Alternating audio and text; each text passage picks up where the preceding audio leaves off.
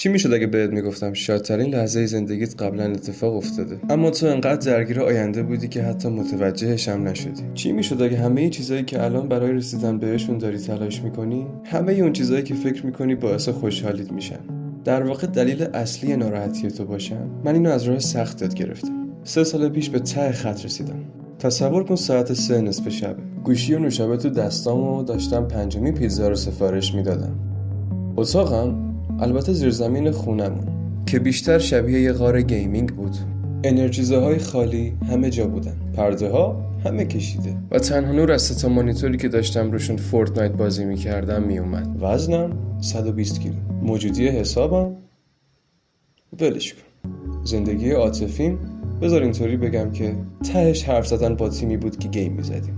اما هر شب قبل خواب یه جمله به خودم میگفتم: همین که لاغر شدم، کار پیدا کنم، پارتنر پیدا کنم و خونه خودم رو داشته باشم، اون موقع حالم خوب میشه. اون موقع زندگی واقعیم شروع میشه. ولی یه چیزی تو ذهنم جرقه زد. با چیزهای کوچیک شروع کردم، خیلی کوچیک. به جای انرژیزا آب میخوردم، 10 دقیقه پیاده روی توی محله، هر روزم برای یه شغل درخواست میدادم. هر پیروزی کوچیک حس فوق‌العاده‌ای داشت. قلبم تون میزد هر باری که روی گزینه ارسال درخواست کار کلیک میکردم. یه حس عجیبی از هیجان رو تجربه میکردم وقتی که میتونستم بیشتر پیاده روی کنم. اما نقطه عطف واقعی از یه جای غیر منتظره اومد: وابستگی به دنیای بازی. ببینید، من توی فورتنایت ماها تلاش میکردم که بتونم بهترین اسکین رو بخرم. با خودم میگفتم به محض اینکه اون اسکین رو بخرم خیلی از بازی لذت میبرم. اما در واقع چه اتفاقی افتاد؟ اسکین رو که میگرفتم کلی هم بازی میکردم، یه روز کامل پوزشو میدادم و احساس پوچی میکردم. گرفتن اون اسکین هیچ لذتی نداشت، بلکه وقتی براش تلاش میکردی لذت بخش بود.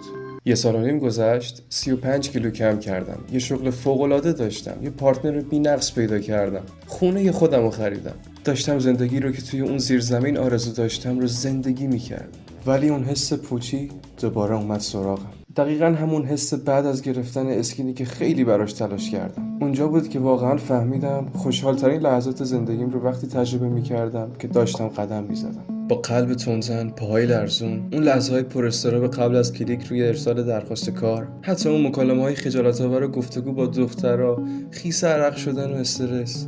حال خوب همینا بود، نرسیدن به اهداف، بلکه توی دنبال کردن مسیر. و حالا بخش شگفت‌انگیز ماجرا، اون آدمایی که تو اینستاگرام هستن، با بدنهای بی‌نقص، شغل‌های رویایی، زندگی ظاهراً کامل، بهتون قول میدم یا دارن همون پوچی رو حس میکنن یا اینکه مشغول هدف بعدیشون هستن. خاطر اینکه این رازی که هیچ کس بهت نمیگه، هیچ خط پایانی وجود نداره. هیچ لحظه ای نیست که ناگهان قفل خوشبختی همیشگی باز شه. پس راه حل چیه؟ 2 مورد. اول اینکه همیشه یه چیزی برای سرگرم نگه داشتنتون داشته باشید. میتونه یاد گرفتن آشپزی کردن فراتر از غذای مایکروویوی باشه، یا خوندن اون کتابیه که خیلی وقت کنار تختته. شاید هم یاد گرفتن 3 تا آکورد با گیتار توی کمدت باشه. اندازه هدف مهم نیست. چیزی که مهمه داشتن هدفه که تو رو به جلو میکشه. و حالا یه چیز دیگه که خیلی اهمیت داره، دست از صبر برای زندگی بردارید. اون صدایی که تو سرت میگه وقتی فلان چیز بشه خوشحال میشم، داره بهت دروغ میگه. زندگی رویایی توی نقطه در آینده، توی مکان و زمان جادویی نیست. اون همینجاست، توی لحظه‌های کوچیک پیشرفت، توی پیروزی‌های ظریف روزمره، توی اون لحظاتی که از محدوده امنت فاصله گرفتی.